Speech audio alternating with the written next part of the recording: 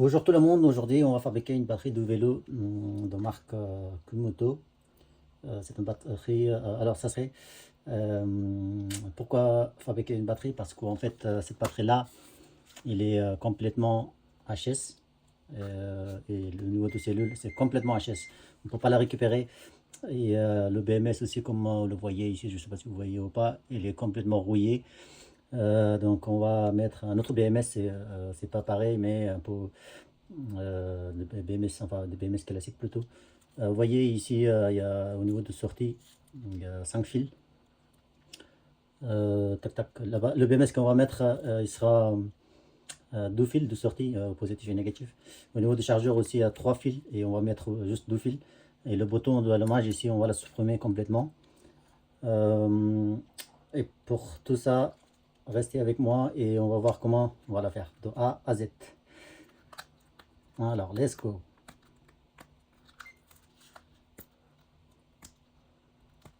Alors, tout d'abord, je vais expliquer qu'est-ce qu'on a besoin pour fabriquer une batterie. Avant tout, on a besoin de piles qu'on doit préparer en avance. Machine, bien sûr, machine à souder qui est là, hein, c'est là, et des bandes de nickel. Et puis, on va pour la cache, enfin ouais, pour la cache, on va utiliser l'ancien cache qui est comme ça, vous voyez. Et puis, il nous reste juste à assembler les piles et mettre un BMS et puis le test final et let's go. Alors, on va enlever toutes les protections qui est là.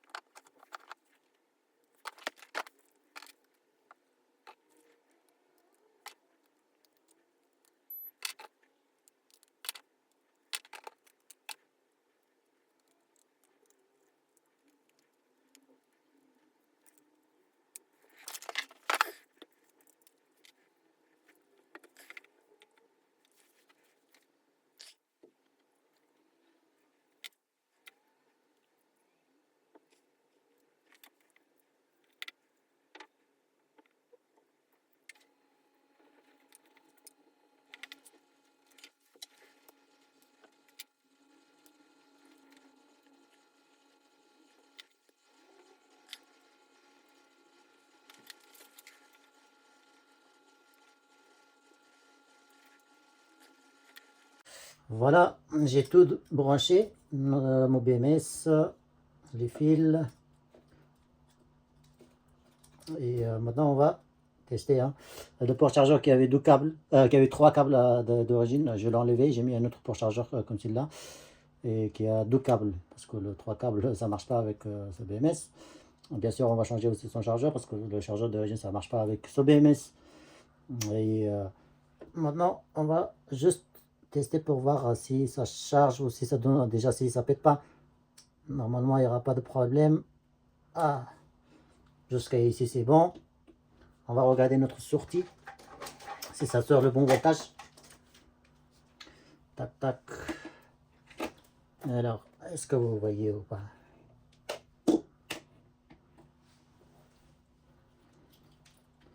Ici, c'est notre sortie. Avant, il y avait 5 fils, maintenant c'est 12 fils. Ça marche sur vélo, j'ai déjà réparé, j'ai déjà fait comme ça, des batteries comme ça, donc ça marche sans problème, il n'y aura pas d'inquiétude. Voilà, c'est 34,41, donc ça sort le bon voltage et sans problème. Donc si elle charge à fond, normalement il y aura 42. Si on regarde les deux bornes de la batterie sans BMS, normalement ça doit donner à peu près le même voltage. Voilà, exactement pareil, 38,40 quelques 42. Donc là il a bien fait. Qu'est-ce qu'elle nous reste? Il nous reste juste à mettre dans son emballage et mettre du silicone pour pas qu'il prenne de l'eau. Pour pas qu'il prenne de l'eau. Parce que la dernière, enfin la batterie que j'ai remplacée par celle-là, il avait pris de l'eau et son BMS, comme je vous ai montré, il avait pris de l'eau, il avait des rouilles partout. Ici, le bouton qui est là, c'est le bouton de allumage. Moi, je l'ai supprimé, il y avait 5 câbles, moi j'ai enlevé les 5 câbles coupés. Maintenant, j'ai mis du silicone ici pour pas que de l'eau rentre par le bouton. Et maintenant, je vais mettre aussi des silicones un peu partout pour pas que l'eau elle rentre. Voilà.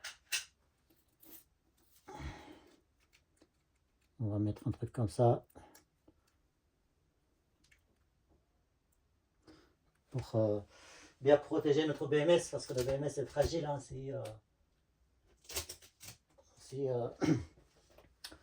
si ça touche les cellules, ça va se cramer rapidement.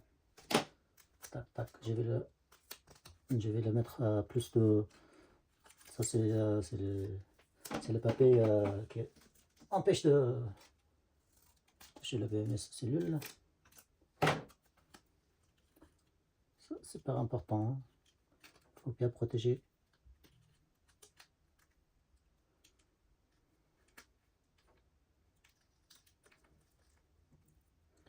Là, c'est mieux.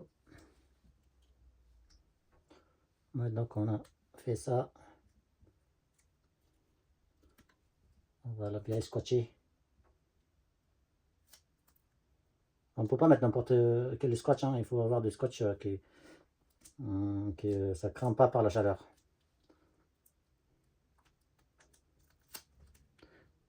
Du scotch thermique plutôt, on peut dire, je pense.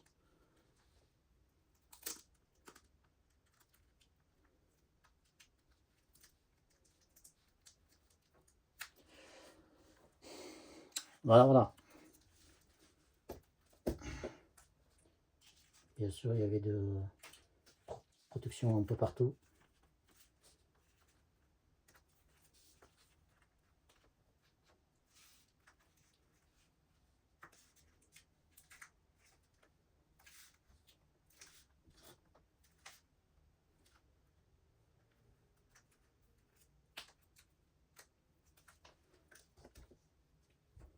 On va surtout protéger le côté câble parce que le côté câble est le plus important.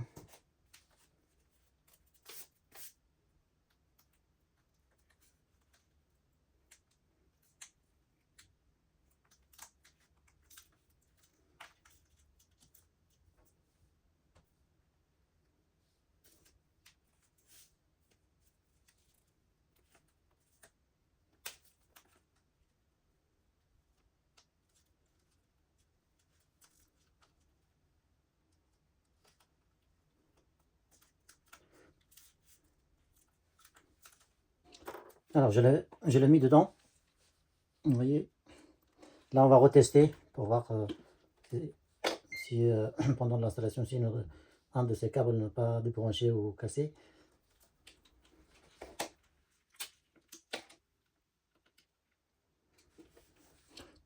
Donc c'est bon. On va juste tester pour voir si ça charge. Parce que là tout à l'heure on n'a pas testé. Tac tac tac, mon chargeur. Si le chargeur devient rouge, ça veut dire qu'il charge sans problème. Et ben voilà. Là, il charge sans problème. Voilà. Voilà comment on peut fabriquer une batterie quand la batterie HS complètement.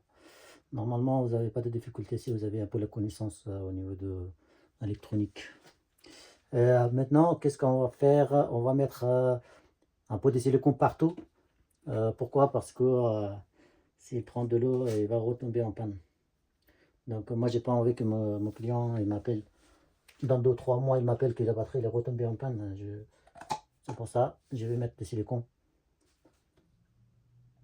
pour bien protéger. L'autre côté, j'ai mis et j'ai testé avec l'eau. Normalement, ça pose aucun problème. Et là, il reste ce côté-là. Il a deux joints, hein. Il y a le joint, mais sauf que le joint, apparemment, il est abîmé ou ça tient pas. Et l'eau, il passe quand même.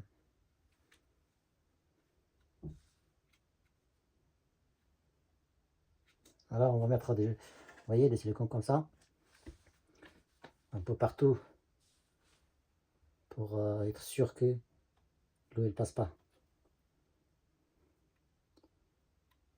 Surtout là où on visse. Là où on visse, l'eau, il passe. Tac, tac.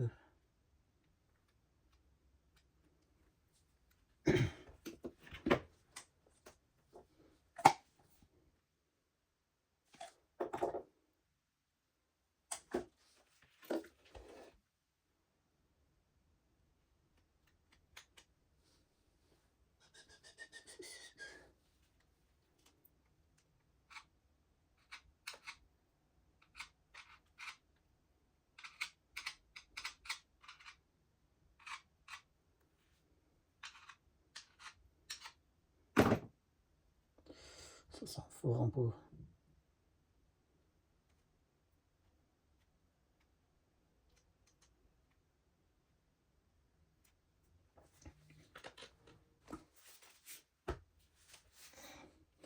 Voilà, j'ai le monté, j'ai mis du silicone partout pour pas qu'il prenne de l'eau. Et on va faire un test final parce qu'on a mis du silicone et je sais pas si le silicone est conductif ou pas. S'il est conductif, ça peut poser des problèmes parce que ça touche le BMS. Donc c'est bon, c'est toujours bon. Et on va voir juste s'il charge. Tac, tac.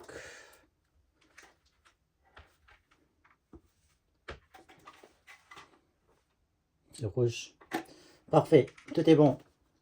Voilà, la batterie est prête à utiliser. Si jamais vous avez des questions par rapport à la fabrication ou réparation, n'hésitez pas à m'en poser en commentaire et je vous répondrai dès que possible. Je vous dis à bientôt pour une nouvelle vidéo. Au revoir.